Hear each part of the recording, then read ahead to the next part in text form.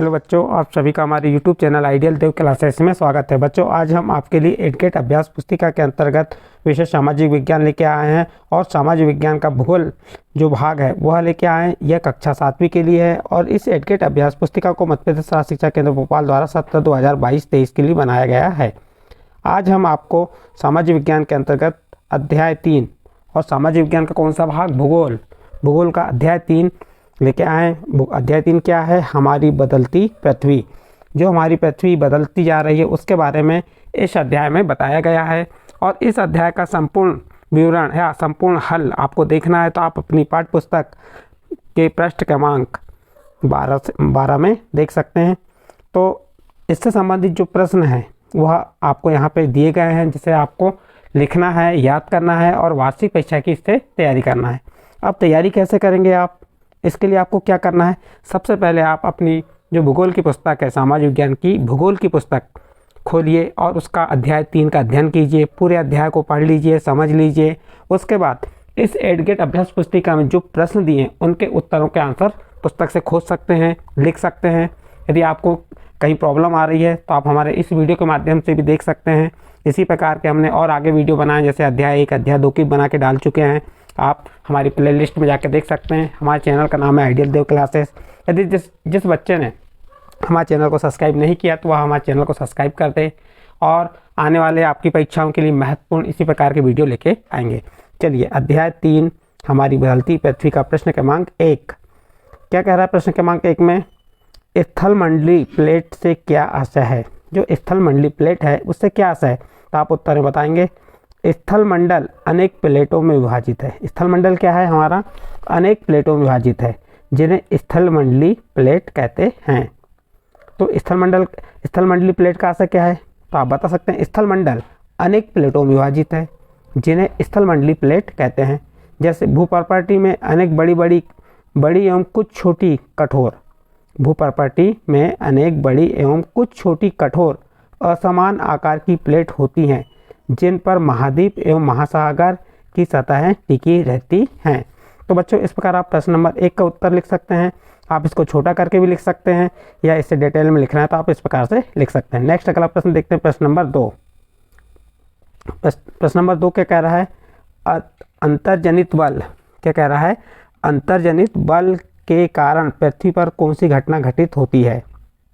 तो आप बता सकते हैं। सबसे पहले तो अंतर्जनित बल क्या है इसके बारे में आपको मालूम होना चाहिए। जो बल पृथ्वी के आंतरिक भाग में घटित होते हैं, जो बल पृथ्वी के आंतरिक भाग में घटित होते हैं वे क्या कहलाते हैं? अंतर्जनित बल कहते हैं या कहलाते हैं। और एक बल और लगता है, वह बल है आपका, कौन सा बल है? बहिर्जनित बल। तो जो बल पृथ्वी के बाहरी भाग में लगते हैं वो बहिर्जनित बल होते हैं। लेकिन प्रश्न यहाँ क्या पूछा? अंतर्जनित बल के कारण पृथ्वी पर कौन सी घटनाएं घटती हैं? तो आप उत्तर में बता सकते हैं। अंतर्जनित बल के कारण पृथ्वी के पर भूकंप, ज्वालामुखी, भूस्खलन आदि घटनाएं घटित होती हैं। जो बल पृथ्वी के आंतरिक भाग में घटित होते हैं वे अंतर्जनित बल कहते हैं। ठीक है, इस प्रकार से आपका प्रश्न नंबर 2 कंप्लीट हुआ। इसका प्रश्न नंबर 3 देखते हैं। चलिए, प्रश्न नंबर 3 में क्या कहा? ज्वालामुखी का चित्र बनाइए। तो आपको इस प्रकार से क्या करना है? ज्वालामुखी का चित्र बना देना है। चित्र बनाने के बाद यहाँ पे लिख देंगे क्या है? मेंटल है, ये प्रॉपर्टी है और ये मैग्मा कोस्ट है। ये देखो, यहाँ से ये लावा का ये दिख रहा है आपको, यहाँ पे लावा, ये क्या है? लावा है। ये यहाँ से क्या हो रहा है? निकास हो रहा है और यहाँ पे क्रेटर होता है और यहाँ से गैस और राख निकलती है यहाँ से। तो इस प्रकार से आप चित्र बना के उनके नामों को लिख सकते हैं। तो प्रश्न नंबर 3 में कुछ नहीं कहा था, ज्वालामुखी का चित्र बनाने को कहा था, तो आप चित्र बना दीजिए और उनके नाम लिख दीजिए। ठीक है बच्चों, इस प्रकार आपका प्रश्न नंबर 3 कंप्लीट होता है। इसके बाद नेक्स्ट प्रश्न है प्रश्न नंबर 4।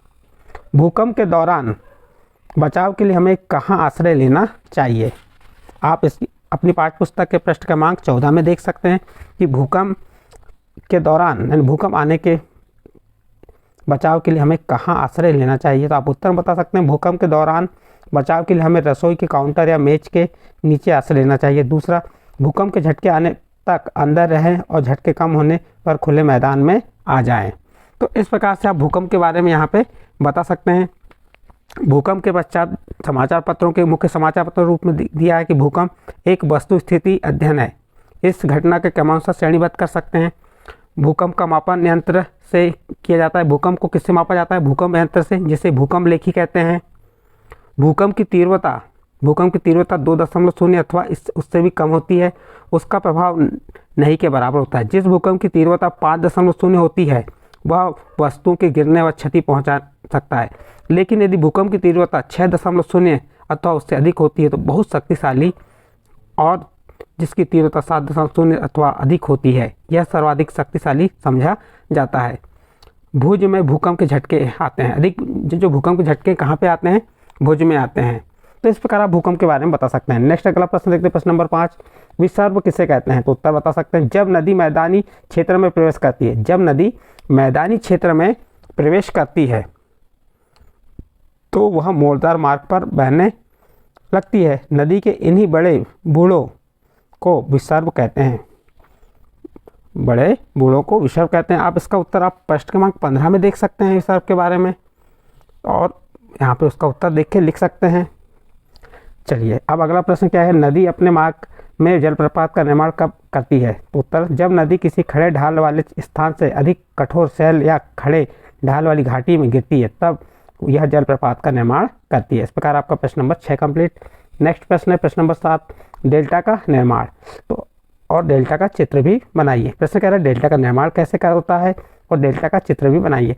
तो देखिए उत्तर, जब नदी अपने धाराओं में विभाजित हो जाती है जिसको वितरिका कहा जाता है, यहाँ नदी इतनी धीमी हो जाती है कि यह अपने साथ लाए गए मलबे का निक्षेपण करने लगती है। प्रत्येक वितरिका अनेक मुहाने का निर्माण करती हैं। सभी मुहानों के अवसादों के संग्रह से डेल्टा का निर्माण होता है। तो इस प्रकार आप प्रश्न नंबर 7 का डेल्टा का निर्माण कैसे होता है उसके बारे में लिख सकते हैं, और डेल्टा का ये चित्र भी बना सकते हैं। यहाँ पे ये मुख्य नदी है और ये जो नदी बह रही है उसके बाद यहाँ क्या बन रही, वितरिका बन रही है।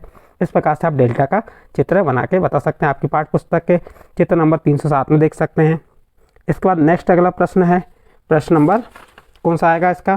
प्रश्न नंबर 8, समुद्री तरंग द्वारा निर्मित स्थलाकृतियों का वर्णन कीजिए। तो आप उत्तर बता सकते हैं, समुद्री तरंग के अपदन एवं निक्षेपण तटीय स्थलाकृतियाँ बनाते हैं। समुद्री तरंग के अपदन एवं निक्षेपण तटीय स्थलाकृतियाँ बनाते हैं। कौन? समुद्री तरंग के अपदन और निक्षेपण।